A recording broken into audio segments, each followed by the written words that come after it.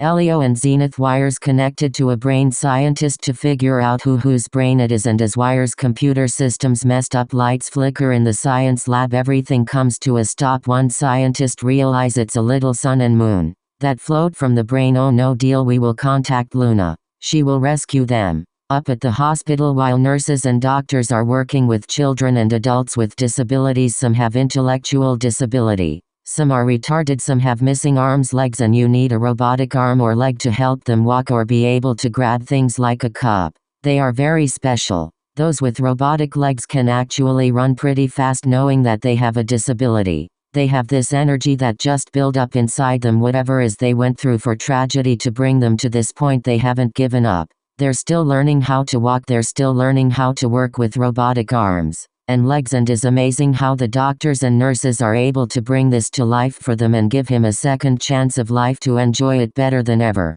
As walking down the hall, passing each room, each adult that was dealing with his or her abilities to learn how to work with robotic arms or leg, there is one patient that's a little different, very special. Elio, a young adult who is working on doing computers, but this time he's working on a very special invention. It is called speech-brain translators for disabilities. They are devices at the neural signals from the brain to speech. Your text, when one lost ability to speak to communicate, one can read someone's mind by text or a speech-brain translator. As another young adult is pretending to be a hero, she pretends her robotic 6 arms are a toy, and she is pretending to be able to fight against her enemy, which is an invisible, and she is fighting with her robotic 6 arms. You attach it to their back and somehow the 6 arms are able to be controlled by the brain. You can tell it what you want to do, and it's very interesting how it all works. But it is not fast enough to fight off invisible enemies.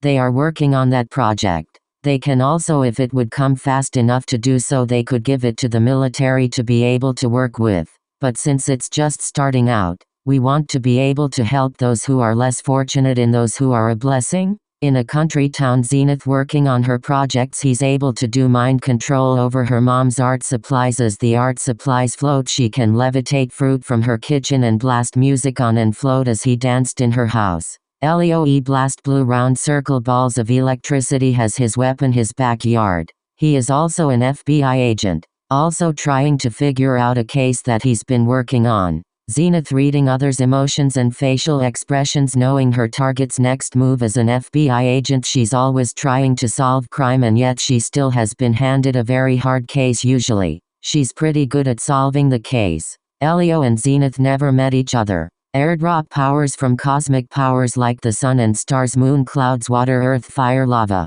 Elio mind connected to the moon. He has before destroyed the vampire. He locked his door. His front door, and the moon draw water from the pool as Elio mind magically lets the moon draw water from the ocean, creating a storm. The ocean rises. With the connection that he has his mind to the moon, he's able to control that power within him. It's a very strong power, but he made a big mistake that he made in his life and he regretted it dearly. Little moons are poison. When she was younger, he would practice her magic. But he had gone wrong, leaving the little moon as poison leaves moons around someone's house or backyard. If she wants to warn them, do not get close to her. She also will leave little suns for presents, such as a powerful energy source, either to help or to destroy by the sun ray of fire or lava. It burned her enemies alive, yet that became a big regret later for her. Elio and Zenith, the moon mirrors life, specially for your enemies, and the moon will drive your mind crazy. Elio best friend Orion. He is a cook.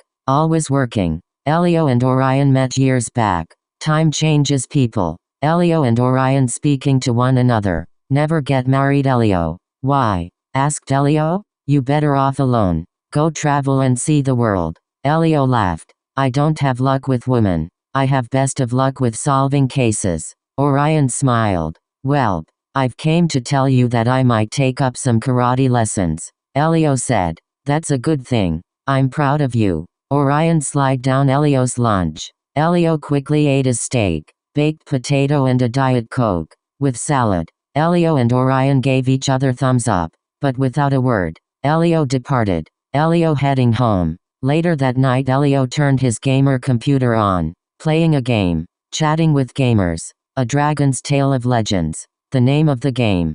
Zenith finished up a hot shower, turning her gamer computer on. Realizing she should talk to her online friends, she more focused on the game. As a player texted her, the player's name. Well, 2 players popped up, the Prince of Crime, and the Silence. To reach to Zenith.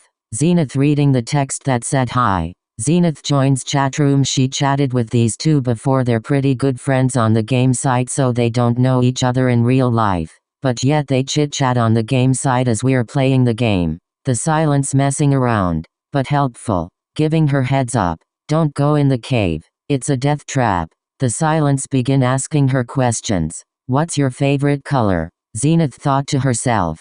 She quickly typed as he asked questions. My favorite color is pink. Favorite food? Asked the Silence. Zenith replied Euro. The place you wished you lived at? Zenith answered. The one and only Paris. My turn, said Zenith. If you could take over the world, how you do it? The Silence began to type. I take charge over aliens, slowly letting them make humans disappear, then take over all computers, making all human brains obey my command. Everyone would be different, but no more crime in my world. He posts a vampire laughing an evil laugh. Zenith laughs. She wrote, what your favorite movies? Chick flicks, murder mysteries. Zenith kept asking questions. Favorite song Hamster Dance. The Silence shares a link and the video popped up. Was the hamster dance video. Zenith throws her head back laughing. Zenith agrees, good song. The Silence quoted poems. Those in darkness blinded and never find the light. But light chases those trapped in darkness. Light breaks freedom for me. By Luna. Zenith quoted poem. Those in bonds, pain, guilt, power, desires and poison are memories of old emotions. Love rescues future emotions. By Luna. Zenith and the Silence and emojis, the big smiling face with smiling eyes and rosy cheeks. Smile emojis. Zenith sent questions to the Silence. What do you hate? I hate crying, darkness, bad deeds, and punishments. I agree, said Zenith. The Silence wrote his last words before he clicked off. I love, love. The Silence had signed out. Zenith smiles and her heartfelt love. He became very shy and a very quiet way she said goodbye. A dark room. A man sat and wears a mask. He spies on others. A leather sign sealed and will be delivered. He wore a steampunk outfit, a top hat. He said cold warehouse and had leaking pipes. Empty room except tables and 1 chair. The room filled with computers as he watches Elio, a dear friend, and he says no one will hurt my friend. He clicks some codes of numbers, a steampunk box he carries. He leaves it for his victims. And while removing their brains, he leaves his steam box for the FBI agent and he wants him to figure out how to open it. He cracks. The codes in the city went dark, except for his computers as the light went out all throughout the city. People were in pitch darkness. Elio lights went out. Oh man, not again.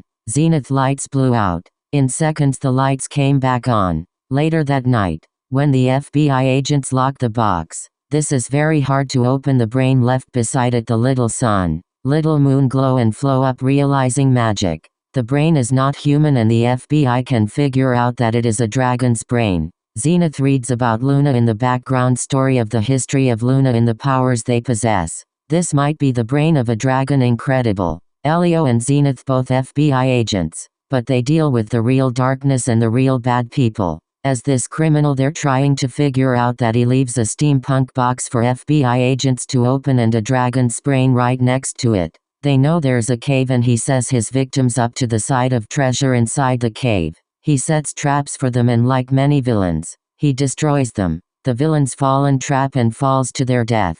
Where is this cave and how do we stop him from making all these crimes that he has committed and capture him to bring justice? Zenith sits in a cafe drinking Shirley Temple and Elio sits next to her. He was become shy towards her beauty, realize he wasn't so bad looking. The waiter waited on both of them. Ah, you are adorable couple. Edith and Elio shook their heads, both answering at the same time. We are not together, both shy but curious of each other. The way you said I apologize, but you two would make such a cute couple. What would you like? Han. I have what she's having, please and thank you. The waitress went towards the back of the kitchen to get this order. Zenith looked at him. She thought to herself, oh what the heck, let me go for it. So you live here or you just visiting? Realizing he was in uniform, dressed in steampunk and has steampunk caddy said to her, "You're interesting character, most people I know don't dress like you." He showed her his badge and he too was the FBI agent. They both exhaled and smiled at each other. He asked her, "Would you like to walk downtown with me?" She quickly answered yes. Elio and Zenith begin to walk in shared moments of embarrassment of their younger years. No picture to show but imaginations that grow wild as a city filled with many people and shops all over. They stopped at a bookstore. They both grew big eyes as they saw all kinds of books. They took their time to shop. They both share with excitement. They walked out of the store with many books, and they laughed as they met again becoming best friends. One night on a date, they traveled in an old 40 Chevy truck. Elio drove the moonrise high on the beach. They sat in the sand under the moon and stars twinkling and drinking Shirley Temple once again, a small picnic with candle delight and a small two sandwiches, and French fries and something Elio picked up on the way as they realized that moment was a treasure moment. She wore a yellow dress. He wore a blue shirt, black vest, and nice gentleman pants. As the candle flickered light on their faces, the candlelight twinkle in their eyes. As Zenith and Elio put his arm around her, they became a couple love conquers. All the stars twinkled with a surprise as a shooting star flew by. Once again romance after the universe begins. Luna far away, resting in her chair, realizing the sun's warm touch, the flowers and aroma floating within the wind, and having a flash memory and reminds her of her romantic moments with Sundias. Elio and Zenith, how sweet romantic moments can be. Luna realized the two FBI agents were working on the case, neither one of them knowing of each other past the dark moment that shed over vampires' lives, and for that moment, they are feeling alive. Luna realizes she has new people to teach of the old ancient flowers. These flowers could be controlled with a gift they both have, but yet he sees Elio's friend the chef who is bad. He means good. He must be taught not to hurt dragons. She sees his painful memory of his mom who was taken by a dragon, and now he must know his mom's alive. The cave tricks a villain to come to his cave. There he wanted him to fail, using treasure to beat the villain, and he would fall in his trap. Elio and Zenith pick up on the villain's move. He headed to the cave. Orion had no idea the two were a couple, and he didn't know they were following the villain. As Zenith and Elio follow right behind the villain, as they entered the cave behind the villain, as the villain had entered to cave first, they have followed behind him. Second, cement blocks are tall to move forward, to move up and down must go through the door. They entered locked. There's no way back out that way. 20 arrows made of stone fly by Elio and Zenith the villain as they jumped, the arrows passing by them. Unfortunately for the villain, he was struck by one arrow. The bees overgrown. The bees sting the villain, and Elio and Zenith can run past them as a wasp was struck by the arrows, flying, and kill the wasp, not wasting time. Their front is a pond. No bridge to cross. Mermaid swimming as the villain panics, cursing at Zenith and Elio. The villain steps backwards and the mermaid jumps out of the water, pulling the villain into the pond. Blood filling the water. Luna to the rescue. A big explosion cracks the wall. A woman yelling to follow her. Elio and Zenith waste no time. They run to the woman. She says this way. A big harp stands in the empty room. Elio and Zenith, terrified. Luna's little suns and moon find the right song to be played on the harp as she played. The door opened to another empty room. Luna with all her strength blast with her powers to bust the walls of the cave down, opening quickly. A light shine bright to escape from the cave booby traps, and from the cave itself.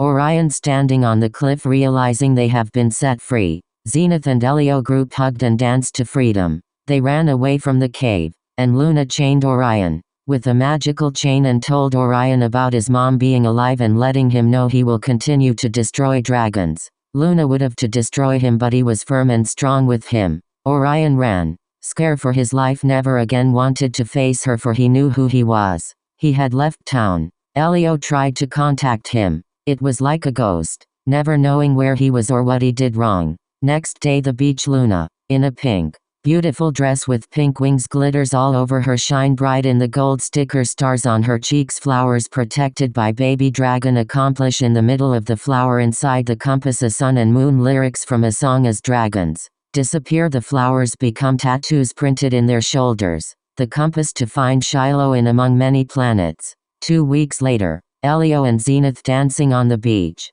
Luna stepped up on the beach. Whale splash, dolphin, sing pelicans, giving her many fish seagulls. All animal will celebrate that Luna had come to their territory. The sunset red or orange yellow clouds. Luna's eyes glittered, her hair blew once before remembering Naya, Tom, Sadie, Randall, and old friends. She held out her hands, given them the right powers to Elio and Zenith. Now rewind time that she placed 2 flowers, very special flowers, in Elio and Zenith's hands. Rewind the day since Zenith made the moon to drown a vampire, instead the vampire being destroyed. Vampires were locked up by authorities, for the other vampire was burned up by the sun's powers. To destroy a vampire, both guilty, but we're too young to do that, and sometimes you have to let justice take its stand and let authorities handle what citizens cannot control. Luna explained to Elio that he is extremely special, as humans have dragon powers would be useful elsewhere. Zenith hugged Luna, and Luna said to Zenith that you accepted your power years ago. But you both don't know where you're from, and that is the thing with adoption. Children can't figure out how special they really are. Where are we from? Asked Zenith and Elio. It all starts with planet, it's all lined up in a row. Luna began to explain. Written by Katrina Galloway. Let the moonlight lead you home.